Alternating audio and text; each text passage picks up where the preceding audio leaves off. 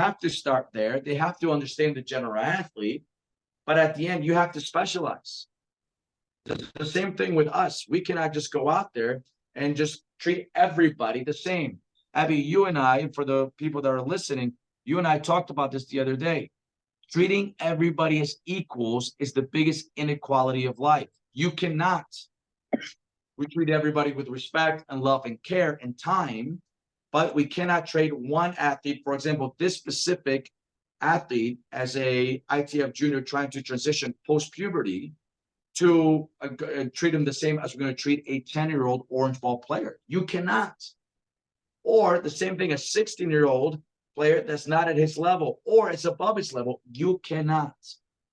We have to understand where they're at in growth and maturation. We have to understand where they're at when it comes to their experience as a player, so the athletic age, and we have to understand what skill level. When the muscles are developed and underdeveloped, for maybe every player is different issue.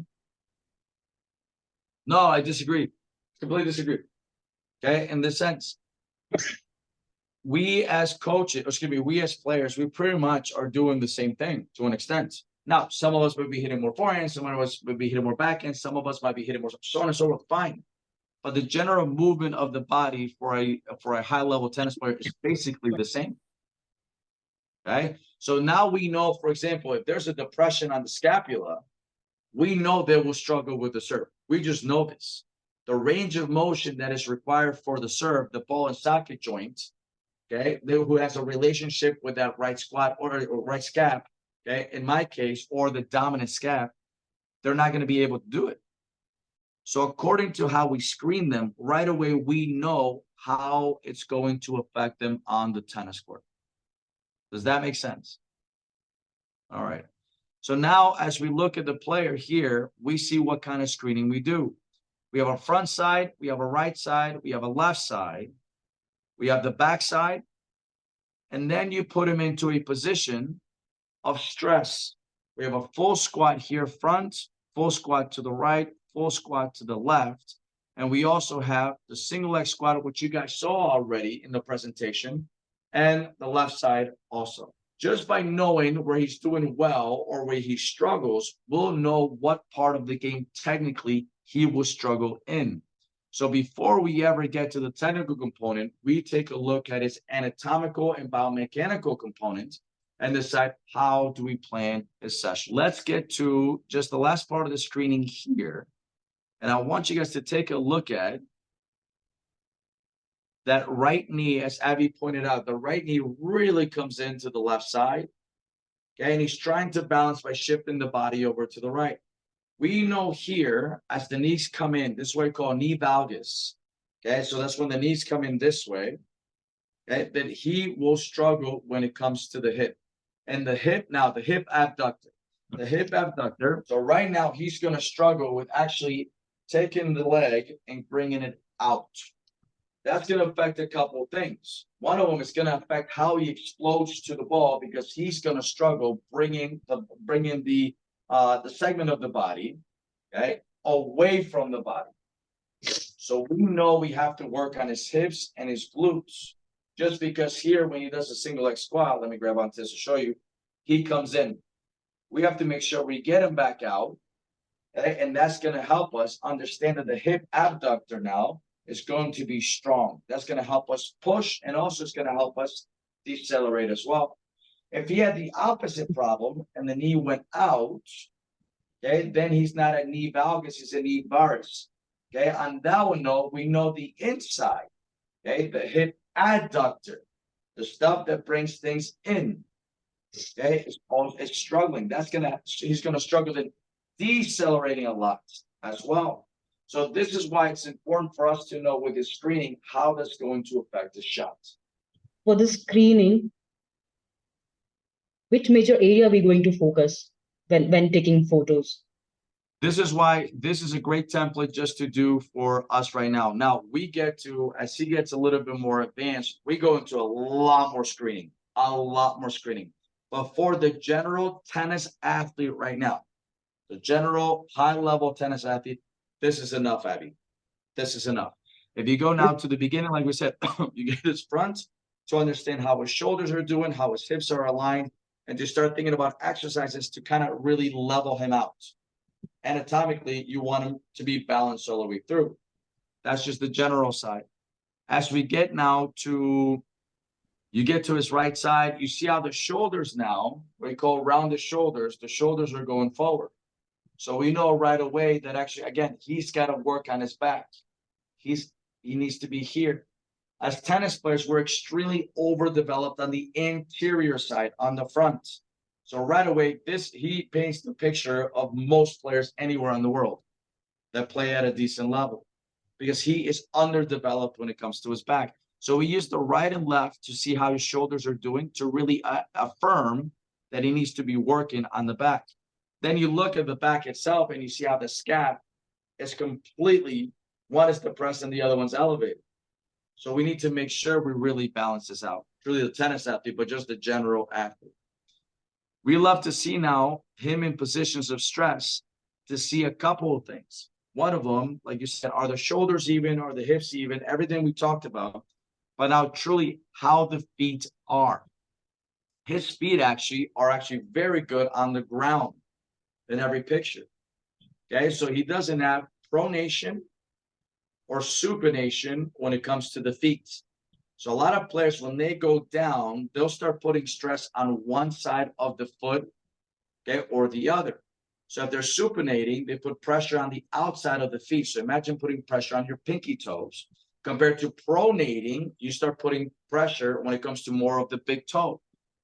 And that's going to affect your ankle mobility and stability. Right now, Shambhog actually does a hell of a job right now with the feet. They're completely very neutral from knee to ankle. His feet right now have very similar pressure all through the foot. We've had the opportunity in the past with other players to use press plates, and actually they put the foot on the ground, and we're able to see how much pressure they put on the foot itself. But this is something basic, something simple. A little trick for you guys: if you're able to do this on the court, okay, especially after they warm up, you want them actually to warm up and be somewhat loose when they do this, and they put the feet down on the ground, and then you ask them to move. You're able to see actually through the sweat on the ground, you get to see the imprint of the foot, and you get to see where exactly do they put pressure. So if you see the whole entire foot, you know it's pretty balanced all the way through the surface area of the foot and the ground. The relationship is here. But then sometimes, of course, you might only get a little bit more of the pinky toe, and you don't see the big toe. You know the player supinated. If you see the big toe, you don't see the little toe, you know they're pronated. So again, now we do the same thing. We put them under stress on both sides with a squat.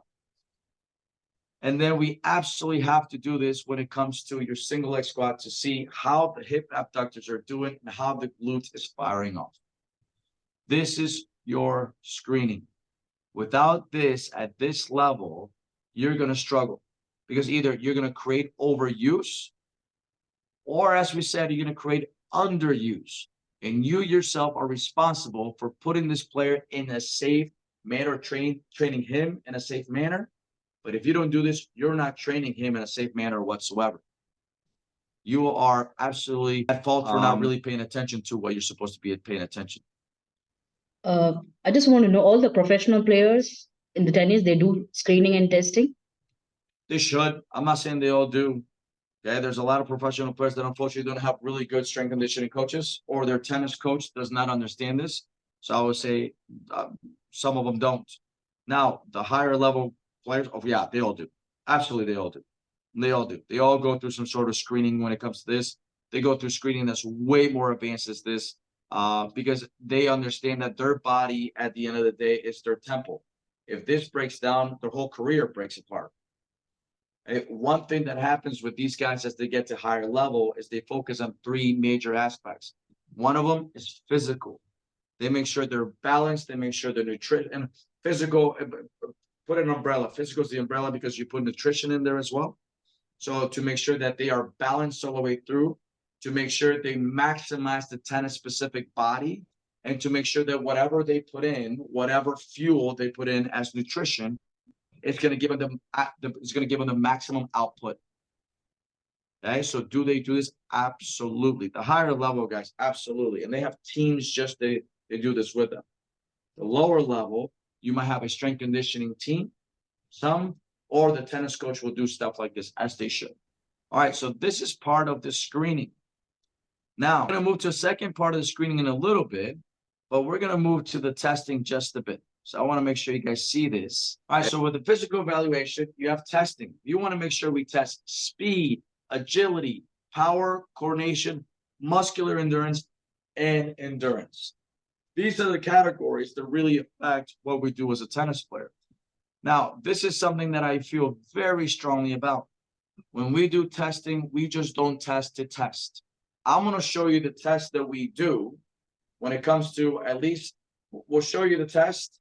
We'll describe it a little bit, but in the future, a whole different video training session will actually show you how to do the test, where to do the test, how to run the test. But here we're just going to give you an overview. Okay. In the future, again, we'll have a whole different presentation on this. But again, you want to make sure this is tennis specific. To give you an idea, this is a speed and agility test that we've done. I'm going to be very frank with you. We're on week 11. I completely made up the numbers for week 13, 15, 17, 19, but I just want to give you an idea of our graph. Because at the end, we use graphs a lot. We just started with this player, as I said. So we are right now in week 11 of the year. And when he did sideways shuffles, okay, he did a total of 14 times. That is true. The rest of it I made up.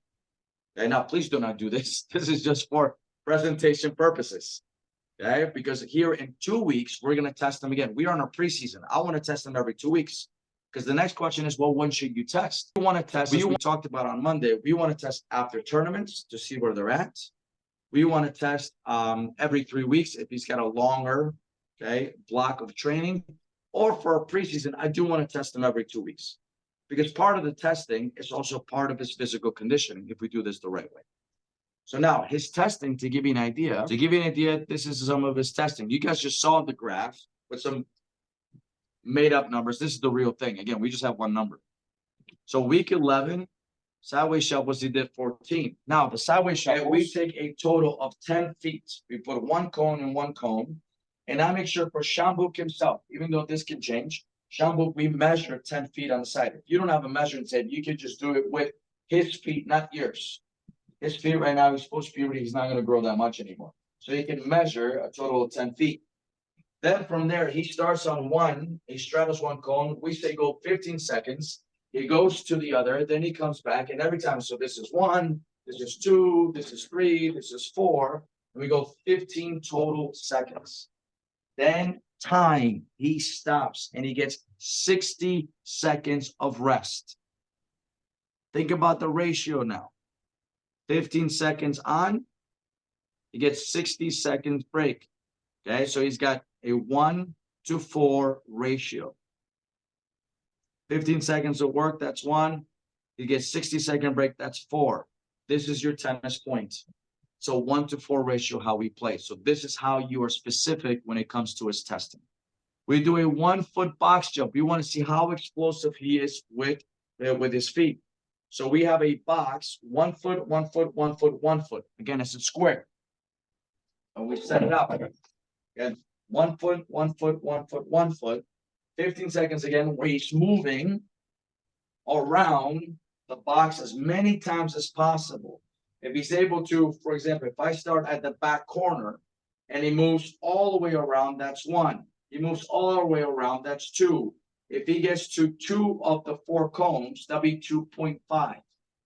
That's how we measure. We've standardized this when it comes to our players. From there now, so for example, when he did this, 1 foot box jumps. Okay, excuse me, 2 feet. We do 2 feet, not 1 foot. I apologize. Okay, he did a total of 5 times with this right. With this left, he did 5.25. Extremely close. We've had players that with 1 foot, they're able to do a certain number. And with the other one, they get a number much higher or much lower. We know there's imbalance. So we have to make sure we balance those players out. We have 4 foot box movements. Instead of now the 2 foot box, we now have a 4 foot box, and they run around the box as many times as possible in 15 seconds with a 60-second break. 15 seconds on, 60 seconds off. And we are legit and exact when it comes to it. When they're getting a break, they're more welcome to get a little water, just relax, flush the feet a little bit, flush the legs, but then you're back on it. Once we say and we tell the player, hey, you got about 10 seconds, you got 5 seconds, we give them a thumbs up. They give us a thumbs up when they're ready to go. Okay? And then we go. So we standardize all the logistics when it comes to the testing. Front crossover is 8 feet. We measure something that's 8 feet. And then from there, we have the players now work on the most important step in the game, which is your crossover step. And then they shuffle back. And as you see, we work on a right crossover front,